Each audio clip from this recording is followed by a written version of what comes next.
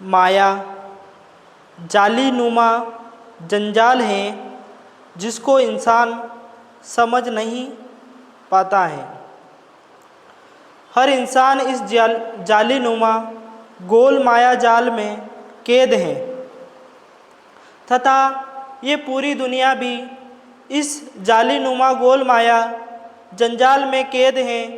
बहुत से ऋषि महर्षि संत आदि माया के जाली नुमा जाल को खोलने का प्रयास करते हैं, ज्ञान देते हैं या ज्ञान ग्रहण करते हैं, पर वो खुद इस जाली नुमा माया जंजाल की कड़ियाँ बन जाते हैं। कोई ऋषि महर्षि उसने प्रकृति को समझा, आध्यात्म को समझा, पर वह पूर्ण तरीके से उसको समझ नहीं पाया, तो वह भी माया जंजाल की कड़ियाँ बन जाता है।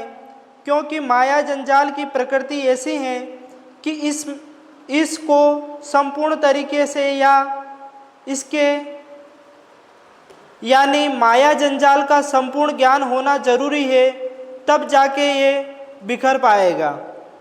न तो आप कुछ माया के बारे में जान गए हैं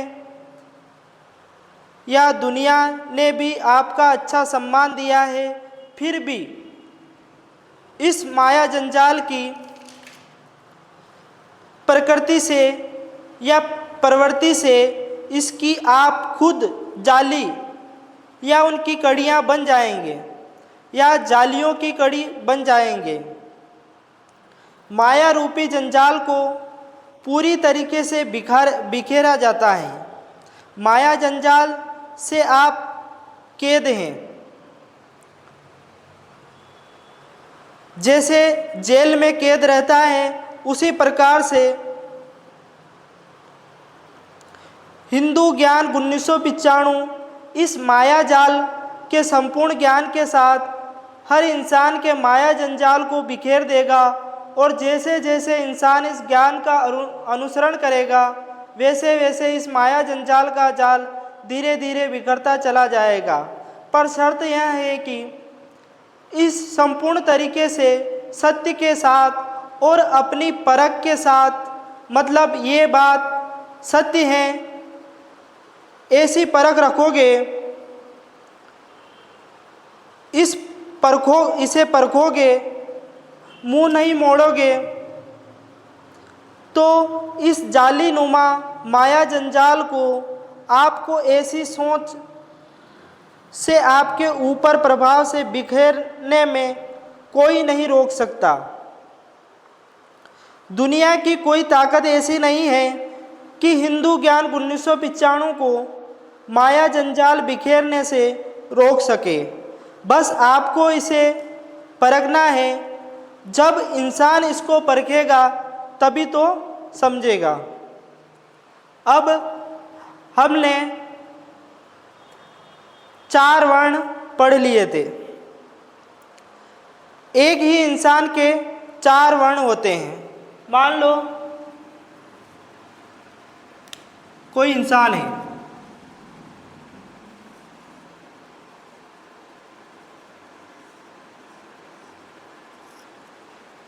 एक ही इंसान के बारे में बात कही है। मुख से ब्राह्मण, भुजा से क्षत्रिय,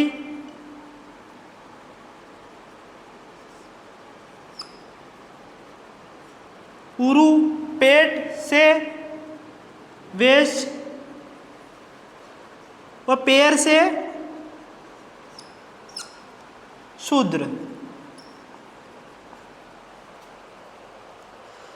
इन्हीं चतुर्ण व्यवस्था के कारण इंसान के स्वर्ग, मृत्यु और पाताल यानी नरक, इन तीनों लोकों अथवा चतुर्दश भुवनों की वृद्धि होती है। यानी एक इंसान के घर या परिवार इन चारों वर्ण की व्यवस्था के अनुसार ही उनके कुटुंब या घर में या परिवार में या देश में सुख शांति, मृत्यु पर शोक तथा पाताल यानी नरक, दुखी, दरिद्रता आदि इन्हीं के कारण होती है। मान लो कोई परिवार है, उसमें उचित ज्ञान की चर्चा हो रही है, उचित परिवार की रक्षा हो रही है, उचित सेवा हो रही है, तो उसे स्वर्ग या फिर इनका अनुचित उपयोग न करना, नरक या क्लेश परिवार में होता है। यानी इंसान का उचित ज्ञान, उचित रक्षा या समुचित रक्षा तथा उचित व्यापार, पेट पालने के लिए समुचित व्यापार तथा परिवार या कुटुंब की उचित सेवा, समुचित सेवा रखना चाहिए। उसी के अनुसार उसे अपने घर में स्वर्ग, नरक व मृत्यु का अनुभव होता है।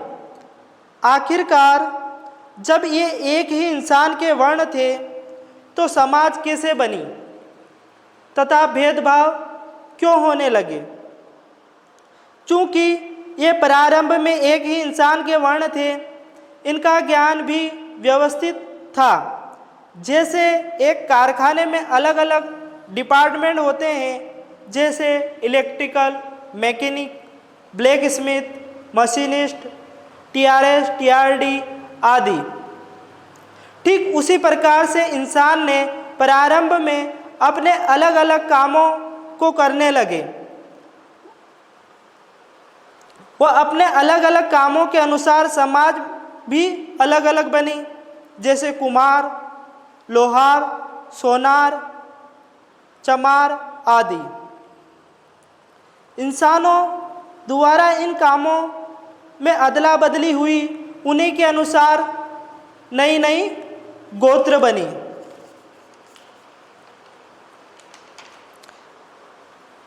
इंसान की अपनी इंसानी प्रवृत्ति व इंसान के आडंबर के अनुसार भेदभाव तथा अपनी मति के अनुसार शास्त्र में बदलाव कर दिया गया, जिस कारण से आडंबरधारियों ने धरती पर दूषित वातावरण की स्थापना की।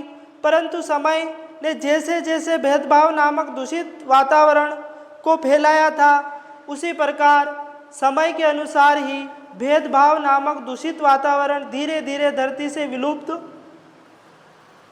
हो जाएगा।